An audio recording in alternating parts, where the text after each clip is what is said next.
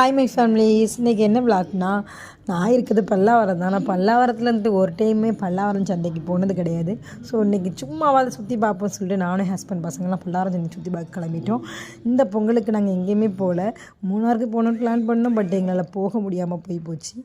ஏன்னா சின்ன பையனுக்கு ரொம்ப உடம்பு முடியாமல் சளி பிடிச்சிருச்சு, அதனால் போகல.